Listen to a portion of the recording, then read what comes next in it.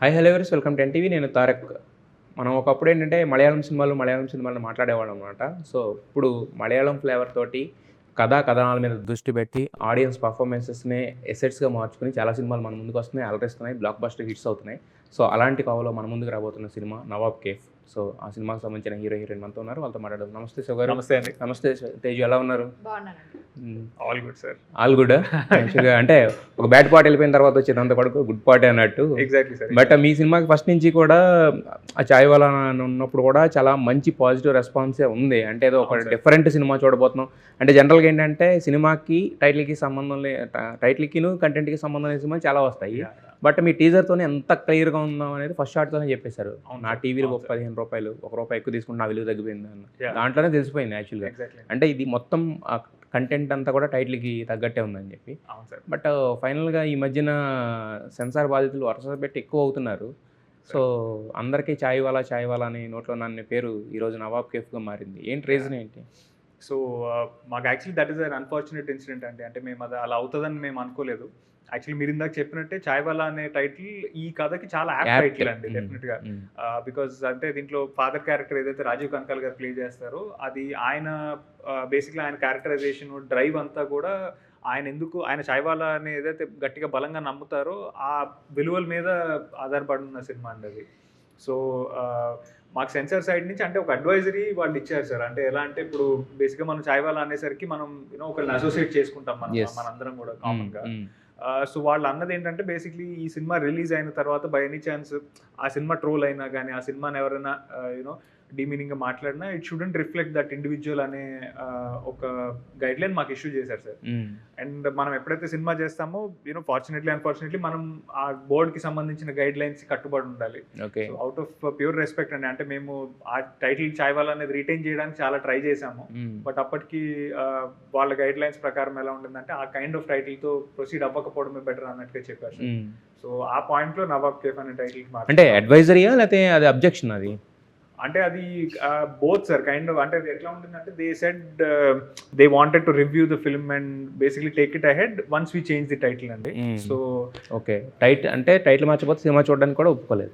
Yeah అండి. అంటే బేసిక్గా ఆ అడ్వైజరీ అయితే ఉండింది సార్. అంటే they were very cautious that ఇది పాస్ అయ్యి బయటకు వెళ్తే it shouldn't go in to the wrong segment అనేది వాళ్ళ ఇంటెన్షన్ సార్. అంతే. బట్ ఇప్పుడు ఉన్న టైటిల్ కూడా యాప్ట్గానే ఉంది. కాకపోతే ఏంటంటే ఎక్కడ ప్రాబ్లం వస్తుందంటే జనాల్లో నానిపోయి మనం చాలా ప్రమోషన్స్ చేసి 80% ఆఫ్ ద ప్రమోషన్స్ రీచ్ అయిపోయిన తర్వాత చేంజ్ అనేది కొంచెం కరెక్ట్ ఉంటుంది. మరి ఏమన్నా మళ్ళీ రీషూట్లు ఏమన్నా అయినాయా అంటే ఈ సినిమాకి సంబంధించి పర్టికులర్గా? ఎందుకంటే చాలా కొన్ని క్లోజులు ఉంటాయి యాక్చువల్గా ఆ పర్టికులర్ దాని మీద. తర్వాత కొన్ని బోర్డులు అవి ఉంటాయి కదా, మళ్ళీ రీషూట్స్ ఏమన్నా అయినాయి? లక్కీలీ లేదు సార్. యాక్చువల్లీ కంటెంట్ పరంగా ఎక్కడ కూడా there was no objection sir. Board side నుంచి కానీ లేకపోతే ఎక్కడ కూడా అబ్జెక్షన్ లేదు సార్. కంటెంట్లో చాయ్ వాలా అనే పదం అంటే మనం డెఫినెట్గా యాజ్ అ టైటిల్ మనం యూజ్ చేస్తే it may refer to an individual sir. But మన వాడుక భాషలో చాయ్ వాలా అని అంటే మేబీ అది ఎట్లా అంటే ఒక ప్రొఫెషన్ మనం అన్నట్టే కాబట్టి దాని మీద ఎక్కడ అబ్జెక్షన్ రాలేదు సార్. అయితే ఫస్ట్ ఈ సినిమా కథ రాసుకున్నప్పుడు దీని work title Nawab cafe sir యాక్చువల్గా. ఓకే. సో అంటే మేబీ డెస్టినీ అలా డ్రైవ్ చేసిందేమో బ్యాక్ ఎట్ రాయడం వల్ల గ్రహాలను అనుకూలించి లేదు అదే టైటిల్ ఉండాలి. మనకి ఫైనల్ గా కావాల్సిన ఏదైనా సక్సెస్ కాబట్టి సక్సెస్ ఎలా ఉంటే అలాగే వస్తుంది యాక్చువల్గా. Hopefully sir. తేజు, మిమ్మల్ని ఫస్ట్ టైం చూడడం తెలుగు అమ్మాయి అంటే ఎన్నాళ్ళు ఎక్కడికి వెళ్ళిపోయారు, ఎలా వచ్చారు ఈ ప్రాజెక్ట్ లోకి? చెన్నైలో ఉంటాను కాబట్టి తమిళ్లో స్టార్ట్ అయింది. So I was waiting for a right project to start in Telugu కాబట్టి వెయిట్ చేసి ఇప్పుడు మంచి ప్రాజెక్ట్. రైట్ ప్రాజెక్ట్ అని మీకు అంటే ఏ పరంగా మీకు రైట్ ప్రాజెక్ట్ ఏం టిక్ బాక్సెస్ మీకు టిక్ అయినాయి ఈ సినిమా? అంటే right project in the sense ఎప్పుడు ఫస్ట్ సినిమా మనం కొంచెం సెంటిమెంటెడ్ ఓరియంటెడ్గా వెళ్తే I guess it's more connected to the audience కదా. They will remember me. So మనం ఇన్ కేస్ ఒక సెంటిమెంట్ ప్రాజెక్ట్ లేకపోతే ఒక సెంటిమెంట్ కాన్సెప్ట్ లో ఉన్న ఒక సినిమా తీసుకుంటే it's more love concept, emotional drive ఉన్న సినిమా అయితే మీకు వర్కౌట్ అవుతుందని మీరు అనుకున్నారు. సో బట్ దీనిలో మాకు ట్రైలర్ చూసినంతసేపు ఒక లవ్ ఇంట్రెస్ట్ లాగా అనిపించారు కానీ బట్ మీ తరపున ఇంకేమన్నా అదర్ దాన్ దట్ ఏమన్నా మీకు? అంటే ఓవరాల్ కాంటెంట్ గా చూసాను తప్ప నేను నా రోల్ ఎంత ఉందని మాత్రం నేను చూడలేదు. యాజ్ అన్ ఆడియన్స్ నాకు ఈ మూవీ ఎలా కనెక్ట్ అవుతే ఆటోమేటిక్ గా దాంట్లో ఉన్న క్యారెక్టర్స్ మనకు గుర్తుంటాయి అని చెప్పి that's how I see the but కాకపోతే కరెక్టే. బట్ కాకపోతే ఏంటంటే ఇండివిజువల్గా అంటే స్టోరీ ఎంత డెప్త్ ఉంది ఇదంతా పక్కన పెట్టినా కూడా మనకి ఉన్నప్పుడు ఒక మన క్యారెక్టర్ కంటే ఒక స్పెషాలిటీ అనేది కూడా అవసరం అవుతుంది కదా. సో అంటే అది అలాంటిది ఏమన్నా ఉంది సార్. అలా మా ఇద్దరికి లవ్ సీక్వెన్స్ ఉంది. తన హ్యాపీనెస్ టైంలోనూ ఉంటాను, తను సాడ్ టైంలోనూ ఉంటాను. ఓవరాల్గా తన జర్నీకి నేను ఒక సపోర్ట్గానే ఉంటాను. Then I also stop him to do certain things అనే ఒక విషయం. ప్లస్ అంటే లవ్ స్టోరీ ఇన్వాల్వ్డ్ అయిన ఒక ఎమోషనల్ సబ్జెక్ట్ అంటే it is more good to do అని చెప్పి నాకు అనిపించింది. బేసిక్గా ఎవరైనా ఇంట గెలిచి రచ్చ గెలవాలంటారు. మీరేమో రచ్చ గెలిచారు అంటే బయట ఎక్కడో చేసి వచ్చి ఇప్పుడు ఇంట్లోకి వచ్చారు. అవును. ఏమో తెలుగు అమ్మాయిలు చేస్తూ ఉంటే ఏంటంటే చూసే వాళ్ళకి కూడా అంటే ఒక ఎక్కువ ఎంత తేడా ఉంటుందని చెప్పలేం కానీ ఒక 1% తేడా అయితే కనిపిస్తుంది అనమాట.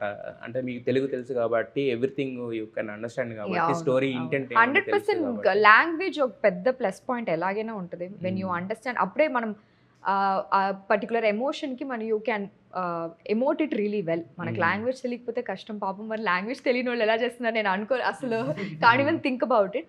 సో నాకు ఒక ప్లస్ పాయింట్ తమిళ్ తెలుసు, మాట్లాడుతాం, తెలుగు తెలుసు వల్ల it was more easier. Yes.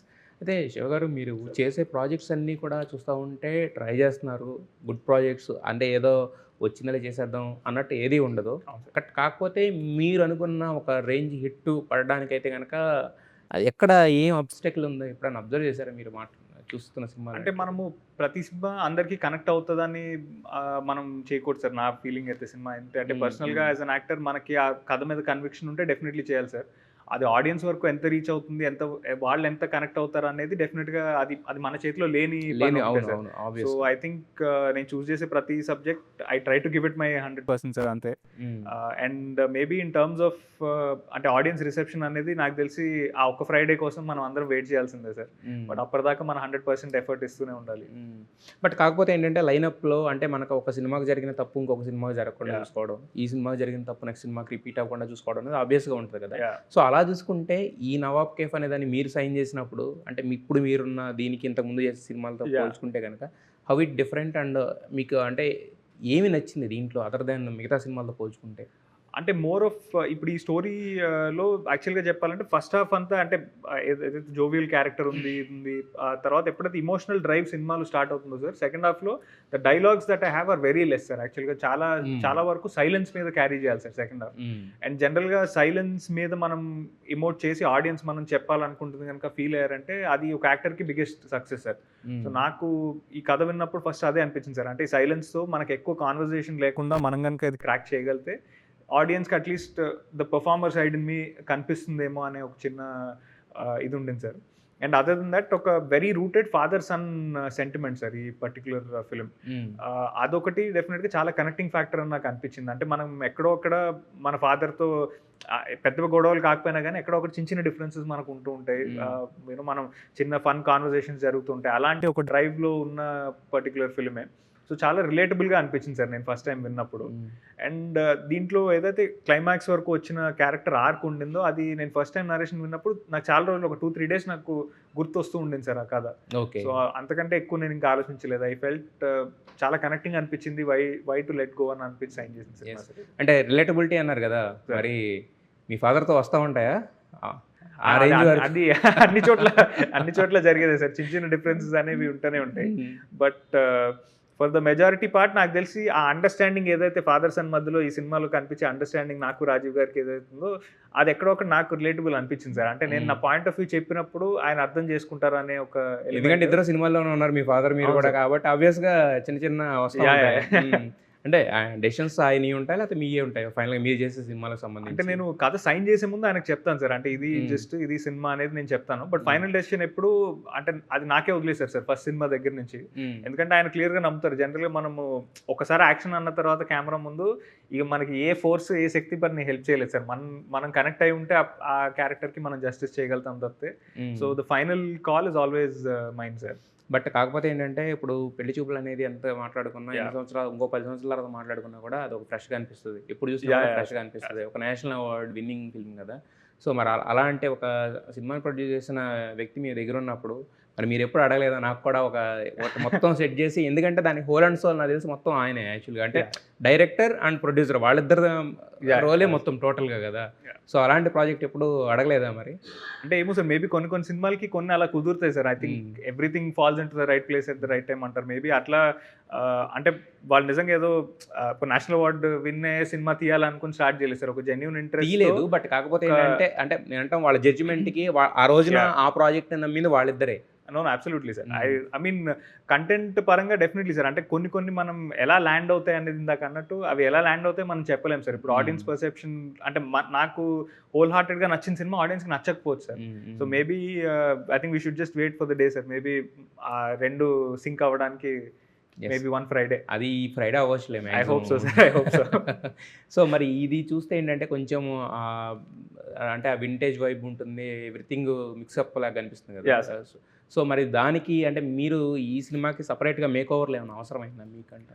అంటే మేక్ ఓవర్ లాగేం అవసరం పడలేదు సార్. మీ మెజారిటీగా అంటే ప్రమోద్ హర్ష మా డైరెక్టర్ అనుకున్నది ఏంటంటే, ప్రతి క్యారెక్టర్ కూడా మనం రూటెడ్గా ఆ వరల్డ్లో బిలాంగ్ అయినట్టు కనిపిస్తే చాలా అనేది ఆయన ఇంటెన్షన్ సార్. సో చాలా వరకు యాక్చువల్లీ అది రైటింగ్లో ఇట్ వాస్ పాసిబుల్. అంటే ఇప్పుడు నవాబ్ కేఫ్ అనేది ఒక చార్మినార్ బ్యాక్ డ్రాప్ లో కోల్డ్ సిటీలో ఉన్న ఎస్టాబ్లిష్డ్ క్యాఫే, దాని చుట్టూతో తిరిగే క్యారెక్టర్స్ మధ్యలో జరిగే కథే కాబట్టి ఎక్కడ కూడా ఓవర్ ద టాప్ గా వెళ్ళలేదు సార్. అంటే ఇంక్లూడింగ్ ద లవ్ స్టోరీ ఏదైతే ఉందో అది కూడా చాలా ఓవర్లీ సినిమాటిక్ ఎక్కడ చెప్పలేదు sir. And same with father son emotion కూడా మనం అంటే ఎమోషన్ చెప్తున్నాం కానీ బట్ అలా అని చెప్పి చాలా హెవీగా ఏదో ప్రేక్షకులు నేర్పించాలనో లేకపోతే వాళ్ళకి బరువుగా అనిపించాలని చేసిన సినిమా కాదు సార్. వెరీ న్యాచురల్ ఫ్లోలో అంటే విత్ ఇన్ ద వరల్డే క్యారెక్టర్స్ అన్ని బిహేవ్ చేసాయి సార్. సో రైటింగ్ వల్ల మాకు సగం మా పని ఈజీ అయిపోయింది సార్ యాజ్ యాక్టర్స్. ఓకే, ఇప్పుడు ఆయన క్యారెక్టర్ చూసుకుంటే అమెరికా వెళ్ళిపోవాలి, అక్కడ లగ్జరీ కాదు ఇలా ఉంటుంది కదా. మరి బేసిక్గా అబ్బాయిలకి ఉంటుంది కానీ అమ్మాయిలకు కూడా ఉంటుంది యాక్చువల్గా ఒక లగ్జరీస్ లైఫ్ అనేది. బట్ మీరేమో ఇంత కష్టపడుతూ అక్కడ ఇక్కడ షూటింగ్ చేస్తూ ఇంత, మరి మీకు ఎప్పుడు అనిపించలేదా అలాంటివి? ఈవెన్చువలీ మనకు వచ్చే టైంలో వస్తుందండి. అంటే you just have to work hard towards it అనే ఒక, యాక్చువల్లీ సఖీ ఈ క్యారెక్టర్ కూడా అంతే. You go in a flow, it will work. It అంటే నువ్వు అనుకుంటే అది వస్తుంది, జస్ట్ వెయిట్ ఫర్ ఇట్ అనే ఒక థాట్ ప్రాసెస్లోనే ఉంటుంది ఆ అమ్మాయి. Even in personal life even I'm like that. So ఆ కాంట్రాస్ట్ యాక్చువల్లీ ఉండిందండి. అంటే డెవలప్ చేసినప్పుడు తను basically she place a pottery artist ఒక క్యారెక్టర్ ఫిల్మ్లో. ఓకే, సో తను ఆ పాటరీ ఆర్టిస్ట్ అనేది ఒక అంటే సింబాలిక్గా మనకి సబ్ టెక్స్ట్లో అనుకున్నది ఏంటంటే బేసిక్లీ షీఈ్ వెరీ గ్రౌండెడ్ అండి.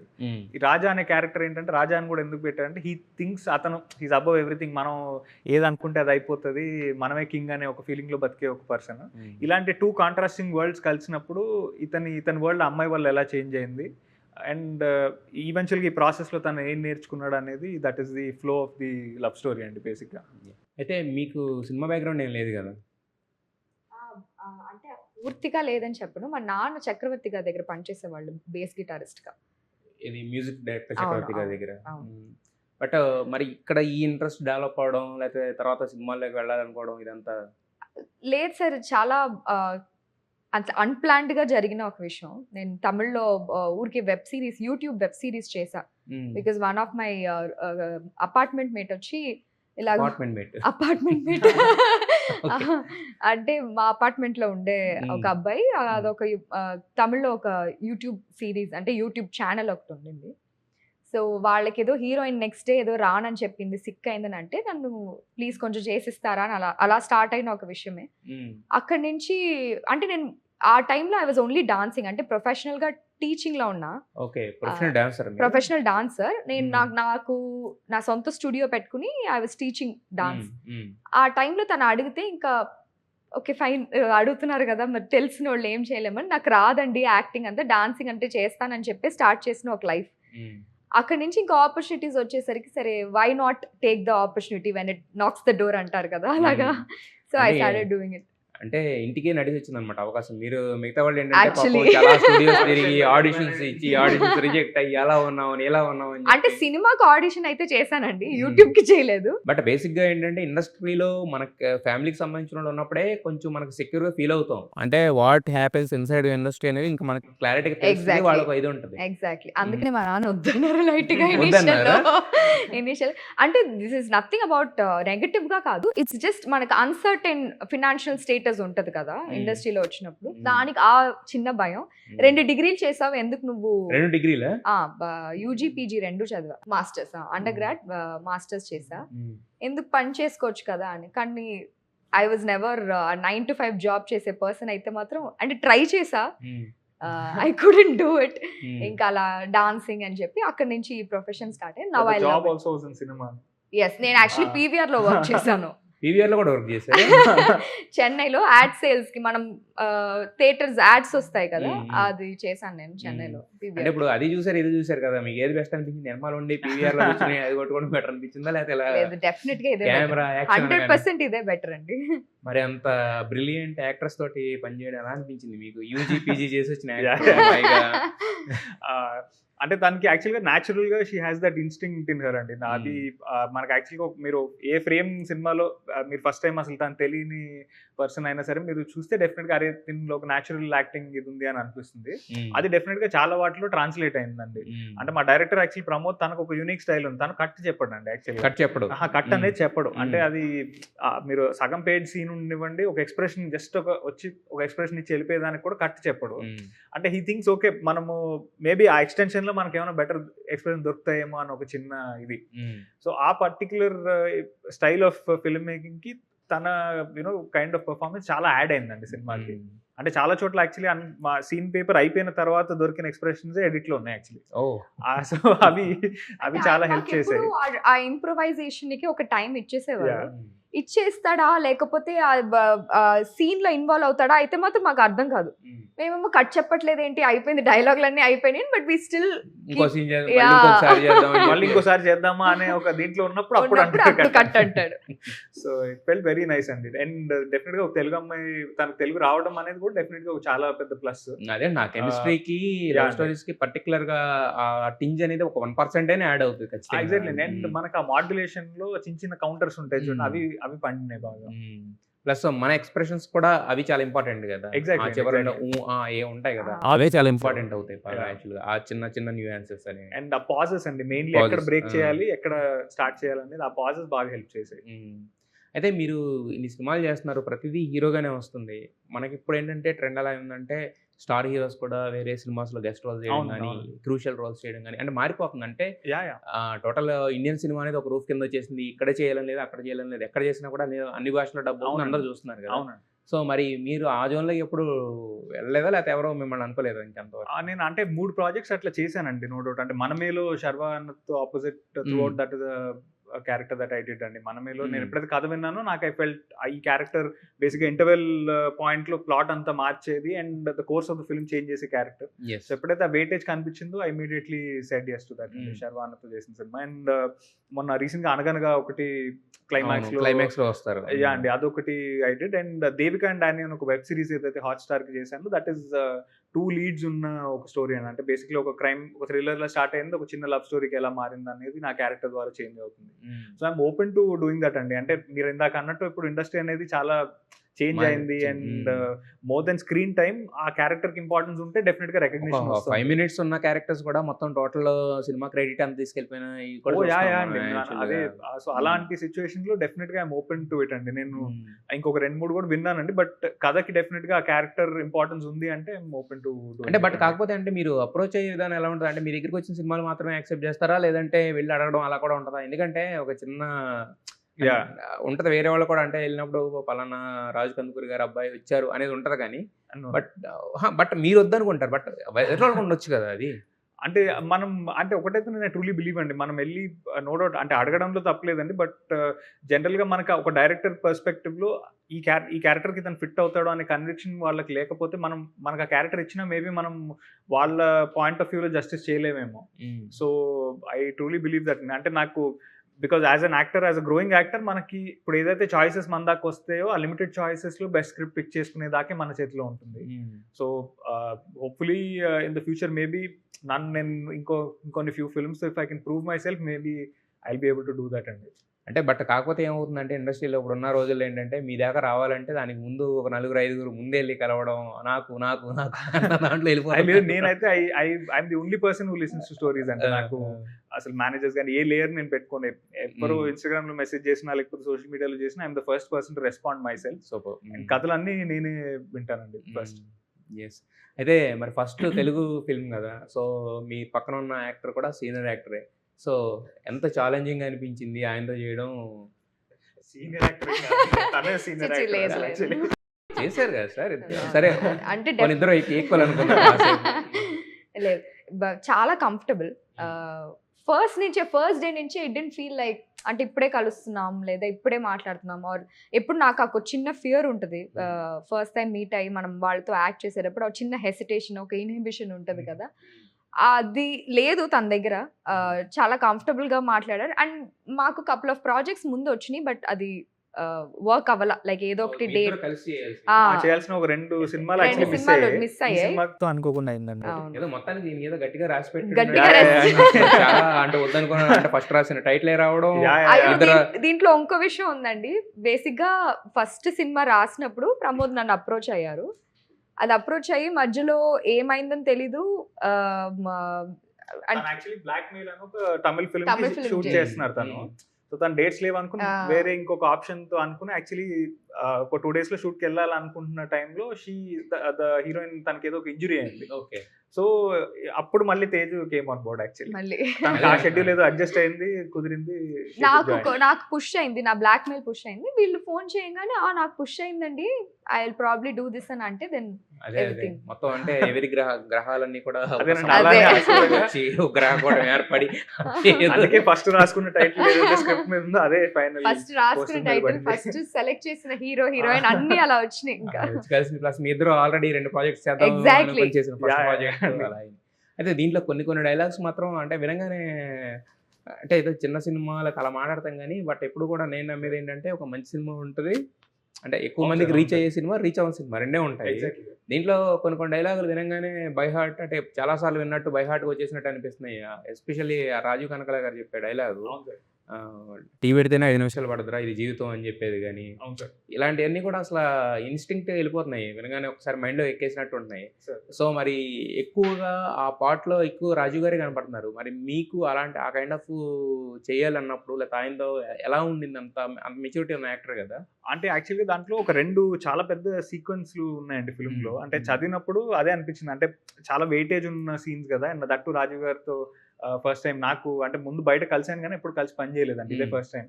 సో ఆ చిన్న నర్వస్నెస్ ఉండింది. బట్ ఎప్పుడైతే ఆయన సెట్కి వచ్చారో యాక్చువల్గా అనుకోకుండా ఫస్ట్ డే రాజీవ్ గారితో చేసింది ఆ పెద్ద సీన్ చేయాల్సి వచ్చింది.